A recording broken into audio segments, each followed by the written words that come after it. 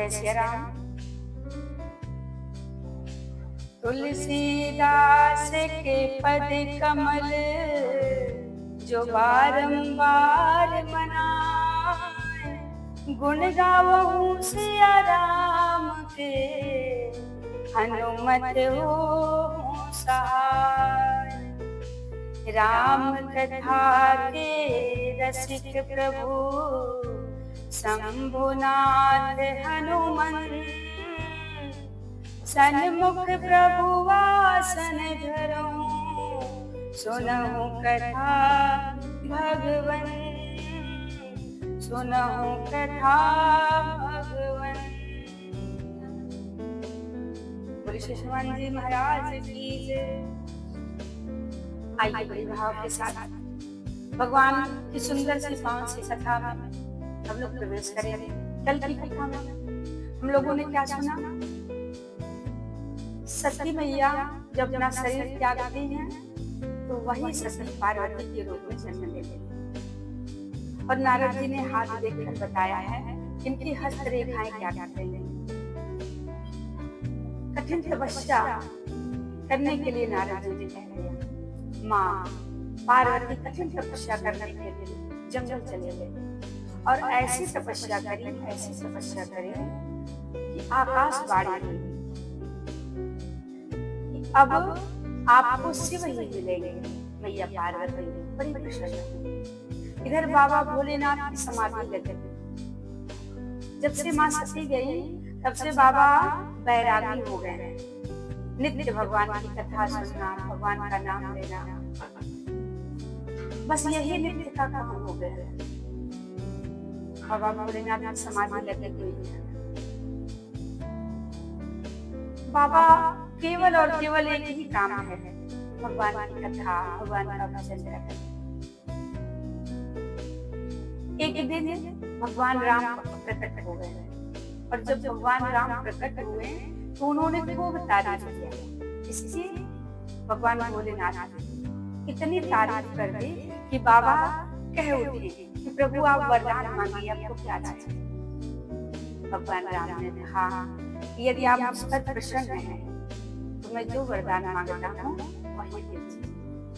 अब बिनती मम सुनहु शिव, जो मुँह पर निज ने, जाय विवाह शैल जनी, यही मोहि मांग लोगे। यही वरदान मैं चाहता हूँ कि आप जाकर विवाह कर लीजिए।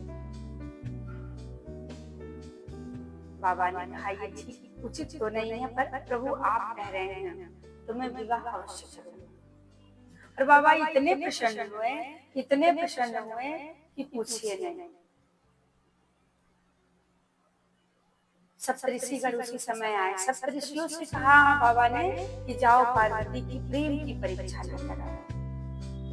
किसी ने कहा कि बाबा को भरोसा नहीं था, माँ पार्वती के प्रेम की परीक्षा लेने के लिए भेज दी। बाबा कहते हैं अरे जो सती मेरे प्रभु को बिना परीक्षा लिए स्वीकार नहीं करती, भला मैं उस सती को, उस पार्वती को मैं कैसे बिना परीक्षा के स्वीकार कर लूंगा। बाबा ने सप्तऋषियों को भेजा। सप्तऋषि जाकर माँ से कहते हैं कि आप इतनी कठिन तपस्या किसके लिए कर रहे हैं। मैया ने बताया कि मैं भोलेनाथ के लिए कठिन तपस्या कर रही हूँ। सप्तऋषिगण मुस्कुराने लगे, हंसने लगे। ये क्या पागलपन है, उनके ना तो घर है, ना तो परिवार है, और ना ही वो मकान में रहते हैं। शरीर पे सर्पों की माला पहनते हैं, बाघांबर पहनते हैं, जटाधारी हैं। उनमें ऐसा क्या गुण है जो आप उन्हें पाना चाहते हैं? आप कहिए तो मैं ऐसे वर की तलाश करूंगा जो तीनों लोगों में जिसका नाम होगा और बहुत ही सुंदर होंगे। कहिए तो मैं विष्णु जी से आपका विवाह करा दूं। मैया मुस्कुराने लगी। मैया ने कहा माना कि शिव जी अवघड़दानी हैं, उनमें लाख बुराई है, पर मैं कहती हूँ मुझे पता है कि विष्णु सभी गुणों की खान है। बाबा भोलेनाथ सभी अवगुणों की खान है, पर कहते हैं ना, जिसका मन जिसमें रम जाए बस उसको तो उसी से काम है। मैया ने कहा, मैं जन्म जन्म तक कुंवारी रह जाऊंगी, परंतु शिव जी के अलावा मैं किसी से विवाह नहीं करूंगी। जन्म कोटि लगी रगड़े हमारी, बरऊ शंभु नंद रहूं कुंवारी। मैया ने क्या कहा, मेरा करोड़ों जन्मों तक यही हट रहेगा कि मुझे शिव से ही विवाह मैं करूंगी, अन्यथा मैं किसी से विवाह नहीं कर सकती। मैं कुंवारी रह जाऊंगी, परंतु मैं विवाह नहीं करूंगी, शिव जी से ही विवाह करूंगी। अब तो जब ऐसी प्रेम की पराकाष्ठा देखते हैं ऋषिगण, तो जय हो मैया की जय हो कहते हुए बड़ी प्रसन्नता के साथ बाबा के पास पहुंचते हैं। और इधर बाबा ध्यानस्थ हो गए, ध्यान में मग्न हो गए। सभी देवताओं को चिंता हुई कि बाबा तो ध्यान में चले गए। क्यों? क्योंकि उसी समय तारकासुर नामक एक दैत्य था जो सभी देवताओं को परास्त कर देता था। कोई देवता उसके आगे टिक नहीं सकते थे। और ब्रह्मा जी ने उसे आशीर्वाद दिया था कि वो केवल भगवान शिव जी के पुत्र के हाथों ही मरेगा, अन्यथा उसे कोई मार नहीं सकता। क्योंकि दैत्य भी बड़ा होशियार कि बाबा तो बैरागी बन के विवाह करेंगे नहीं, उनका पुत्र होगा नहीं और मैं मरूंगा नहीं। इधर देवताओं की चिंता बढ़ी, देवता लोग लगे त्राहिमाम कर रहे हैं और भगवान शिव जी के पास पहुंचे। पर बाबा शिव जी तो ध्यानस्थ है। कामदेव को बुलाया गया, कामदेव से बताया गया कि आपको बाबा का ध्यान खोलना है, समाधि में है। अब तो कामदेव घबराया, कांपने लगा, कहता है कि अब मृत्यु तय है, क्योंकि बाबा भोलेनाथ के पास जाना, उनको समाधि से काम के बाढ़ चलाना ये तो असंभव है। और यदि ऐसा हुआ तो मेरा मरना तय है। बाबा के क्रोध से कोई बच नहीं सकता, परंतु ये परमात्मा का कार्य है, इसलिए मैं इस कार्य को अवश्य करूंगा। देखिए, कहते हैं कि यदि एक की मृत्यु होने से हजारों की जान बचती है, तो एक का व्यक्ति अपने जान की आहुति दे देता है कि मेरी वजह से यदि कई हजार लोग बच जाते हैं तो मैं अपने प्राणों का त्याग करता हूं। कामदेव ने भी यही किया। यदि इससे सबका कल्याण होता है तो मेरे साथ कुछ भी। कामदेव चल पड़े, और जब कामदेव चले तो काम के बाढ़ चलाया। बाबा के जैसे ही सीने में काम के बाढ़ लगे, बाबा की तीसरी नेत्र खुल गई, और जैसे तीसरी नेत्र खुली, कामदेव जलकर धंस गए। कामदेव चला। अब तो उनकी पत्नी रोटी बिलखती हुई आई, रति मैया, और जब रति आती है, रोटी है, तब बाबा कहते हैं यह चिंता मत करो, आज से आपके पति अनंत होंगे, जो कि सब में व्याप्त होंगे। उनका शरीर तो नहीं होगा, पर सब में व्याप्त रहेंगे। और एक बात और सुनिए कि जब यदुकुल में पृथ्वी का भार उतारने के लिए यदुवंश में श्री कृष्ण आएंगे, तो उनके पुत्र के रूप में जो प्रद्युम्न होंगे वही आपके पति होंगे। कहते हैं ना कि बाबा बड़े दयालु। बाबा भोलेनाथ की दयालुता का तो कोई बात ही नहीं कर सकता। कितने दयालु, कितना प्रेम करते हैं अपने भक्तों से। उनकी शरण में जो आ जाता है उसे अपना बना देते हैं, और सब तरह से उसका कल्याण भी होता है। इधर देवता भी आए बाबा के पास। बाबा ने देखा कि देवता आए हैं, क्या बात है। अब तो देवता कांपने लगे, क्या कहें। ब्रह्मा जी ने बात संभाली कि महाराज, ये देवता आए हैं अपनी आंखों से आपका विवाह देखने के लिए। बाबा ने कहा, मेरा विवाह?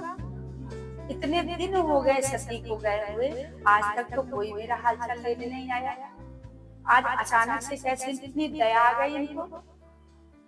देखिए, जब तक व्यक्ति पर कोई बीमारी ना हो जाए, कोई दुख ना आ जाए, तब तक भगवान को कोई ध्यान नहीं देता, भगवान को याद नहीं करता। जब बीमारी आती है तब लोग भागे भागे जाते हैं, हे भगवान मेरी रक्षा करिए, भगवान मेरी रक्षा करिए, दौड़े दौड़े लोग जाते हैं। संसार का यही नियम है, उसके पहले कोई भगवान को याद नहीं करता, पर यदि पहले याद करते तो फिर उसके ऊपर कोई कष्ट आए ही ना। देवता आए हैं, क्यों? क्योंकि ताड़कासुर नाम जो असुर है, जो दैत्य है, वो जीने नहीं दे रहा है। बाबा समझ गए हैं, मुस्कुरा रहे हैं। ब्रह्मा जी ने कहा कि अपने नेत्रों से आपका विवाह देखना चाहते हैं, इसलिए आए हैं। बाबा ने कहा ठीक है, तो कोई शुभ लग्न देखकर विवाह तय कर दिया जाए, मैं विवाह के लिए तैयार हूँ। सारे देवताओं में खुशी छा गई, सब लगे नाचने, बाबा का विवाह के लिए मान गए, बाबा का विवाह होगा, सब तैयार होने लगे। सारे देवता गए, अपने अपने वाहनों को तैयार करने लगे, अपने अपने इंद्र जो था ना, अपने ऐरावत हाथी को सजाने लगा। इधर यमराज अपने काले भैंसे को लगे रगड़ रगड़ के मलने, ताकि वो सफेद हो जाए काले से। खूब श्रृंगार कर रहे हैं। बाबा भोलेनाथ कैलाश पर बैठे हैं। बाबा के गढ़ आए, गढ़ों ने पूछा बाबा विवाह किसका है? बाबा ने कहा मेरा है। बोले आप तो ऐसे बैठे, आप तैयार भी नहीं हो रहे हैं, और हम देख रहे हैं सारे देवता खूब तैयार हो रहे हैं, आप कब तैयार होंगे? अब बाबा के घर में कोई है ही नहीं जो बाबा को तैयार करे। शिवगढ़ बोले बाबा यदि आपकी आज्ञा हो तो हम ही आपको तैयार कर देंगे। बाबा ने कहा ठीक है, तैयार कर दो। अब शिवगढ़ आपस में वार्ता करने लगे कि बाबा को कैसे तैयार किया जाए। किसी ने कहा बाबा को तैयार करने के लिए जो दूल्हा होता है ना, उस दूल्हे को मुकुट पहनाना पड़ता है। दूल्हा मुकुट पहन के जाता है, लड़ियां लगी रहती हैं। तो जब बाबा ने क्रोध किया था, उस समय उनकी सारी जटाएं बिखर गई थी। जटाओं को समेटा और ऊपर ले जाकर बांध दिया। मुकुट तैयार है। ये हुआ ऐसे नहीं, इसमें कुछ चमकीला चाहिए। एक विषधर नाग को पकड़ कर लाया गया और उसको बाबा की जटाओं पर बिठा दिया गया। विषधर जो सर्प था वो मुंह बाएं ऊपर की तरफ देख रहा है। बाबा के गले में मुंडों की माला पहनाई गई। एक हाथ में त्रिशूल है, एक हाथ माथे पे चंद्रमा विराजमान है, एक हाथ में डमरू लिए हुए हैं। और बाबा का ऐसा श्रृंगार किया कि शायद आज तक ना तो किसी का हुआ होगा और ना आगे होगा। शिवगढ़ ने कहा कि जो दूल्हा होते हैं ना, उनको भभूति भी लगाई जाती है, यानी पाउडर भी लगाया जाता है। तो शमशान से गए और पाउडर लेकर आए। शमशान से कौन सा पाउडर? एक अभी अभी लाश जली हुई थी, जैसे ठंडी हुई वही भभूत उठा लाए और ऊपर से लेकर नीचे तक बाबा को भभूति से रंग दिए, पोत दिए पूरा। बाघांबर पहनाया गया। जिस बाघांबर पे बाबा बैठते थे, उस बाघांबर को उनकी कमर में लपेटा गया। अब उसमें कुछ चैन वैन तो था नहीं कि वो रुक जाए, तो सबने कहा क्या किया जाए, ये तो रुकेगा नहीं।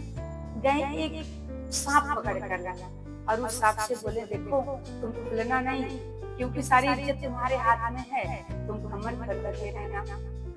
उसने कहा ठीक है महाराज, मैं कमर में ही बंधा रहूंगा। उसको गांठ लगा के सर से बांधा गया। नरमुंडों की माला पहनाई गई और बाबा अपने नंदी पर बैठे हैं, वो भी उल्टे मुंह करके। किसी ने कहा बाबा आज के दिन तो सीधे बैठ जाइए। बाबा ने कहा हरगिज नहीं। क्यों बाबा? बाबा ने कहा अच्छा ये बताओ, विवाह मेरा है और विवाह में बाराती को नाचेंगे? हाँ बाराती को नाचेंगे। बोले मेरा विवाह और मैं अपने विवाह में बारातियों को नाचते हुए ना देखूं तो बारातियों को बड़ा बुरा लगेगा, इसलिए मैं उल्टा होकर बैठूंगा और मैं सबको नाचता हुआ देखना चाहता हूँ। उसी समय सारे देवता सज धज कर बढ़िया आए और जैसे ही देवताओं ने बाबा का रूप देखा, देवता बोले कि यदि इनके साथ चलेंगे तो बारात पहुंच तो जाएगी पर वहां कुछ मिलने वाला नहीं है। तुरंत मीटिंग की गई, सारे देवता मिलकर मीटिंग किए हैं। भगवान विष्णु कहते हैं ऐसा किया जाए कि हम लोग निकल लिया जाए, नहीं तो इनके साथ चलेंगे। जिस तरह दूल्हा है ना, जैसा दूल्हा है उस तरह बारात नहीं है। दूल्हे के हिसाब से तो बाराती चलो और जल्दी जल्दी जो मिले सब खा पी के बराबर सारे देवता चले गए। अब बाबा कहते हैं कि बाराती तो होने चाहिए, चलो अपने गढ़ों को बुलाओ। अब जैसे ही हर हर महादेव, हर हर महादेव, जैसे ही जय घोष हुआ, सारे भूत पिशाच जितने थे सब पहुंच गए। पूरे देश भर के भूत पिशाच हर हर महादेव, हर हर महादेव करते हुए। और वहाँ बाजे की जरूरत नहीं है, ढोल की जरूरत नहीं है, नगाड़े की जरूरत नहीं है, सब अपने मुख से ही बजा बजाने लगे। सूअर हैं, कुत्ते हैं, सियार हैं, सब सोचिए कैसे वो बोल रहे हैं। अब लगे बजाने और लगे गाने, सब नाच रहे हैं बाबा की बारात से। और जब वहाँ बाराती पहुंचे तो बारातियों को देखकर घराती लोग तो बड़े प्रसन्न हुए। एक बूढ़ा व्यक्ति था, वो लगा नाचने। भगवान विष्णु जी ने कहा बाबा आप इतना नाच क्यों रहे हैं? बाबा ने कहा दूल्हा आप ही हो ना? विष्णु भगवान कहते नहीं दूल्हा मैं नहीं हूँ, दूल्हा तो अभी पीछे आ रहा है। अब तो और जोर जोर से वो व्यक्ति नाचने लगा। भगवान विष्णु जी बोले इतना नाच क्यों रहे हो? उस बूढ़े व्यक्ति ने कहा कि अरे जब आप इतने सुंदर हैं तो दूल्हा कितना सुंदर होगा। बाबा ने मन ही मन कहा जितना नाचना है नाच लो, दूल्हे को देखने के बाद नाचना ही भूल जाओगे, फिर कभी जीवन में नाचने की इच्छा नहीं होगी। सारे बाराती को जलपान कर रहे हैं और जैसे ही बाबा की बारात आई, भूत पिशाच किन्नर नाग ऐसी ऐसी बारात देखकर छोटे छोटे जो बच्चे थे वो लगे भागने। भाग के अपने अपने माता पिता की गोद में जाकर छिप गए हैं। माँ ने कहा पुत्र क्या हुआ? अरे बेटों ने कहा मैया पूछो क्या हुआ? ये बारात नहीं आई है, ये तो यमराज, सीधे यमराज आए हैं। आज जो बच गया उसके बहुत बड़े भाग, वो बहुत बड़ा भाग्यशाली होगा, अन्यथा कोई बचने वाला नहीं है। ये तो भूतों की बारात है। महाराज अब सारे भूत जलपान के लिए पहुंचे हैं। अब जितने घराती थे सब छोड़ छोड़ के भागने, कौन जलपान कराए?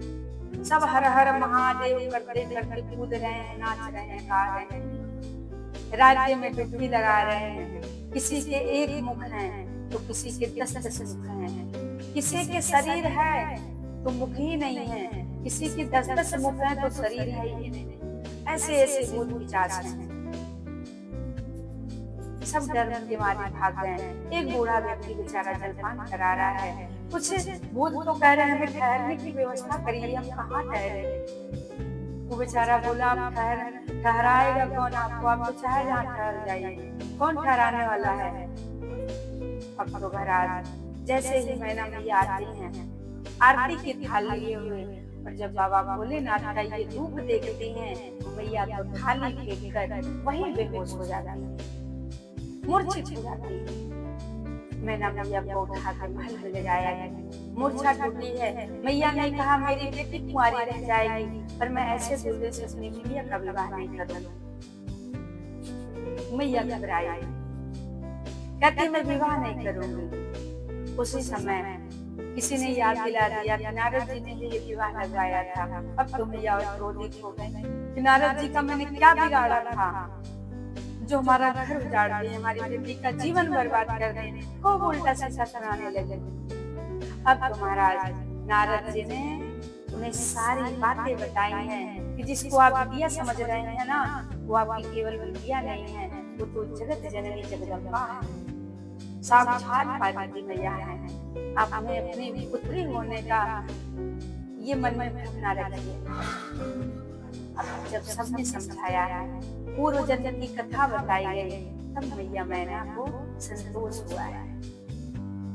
और जब ब्रह्मा जी के निवेदन करने पर भगवान शंकर जी का ये जो रूप हुआ है, इतना सुंदर रूप, इसे देखकर लोग मोहित हो जाए। बाबा कैसे हैं, कितने गोरे हैं।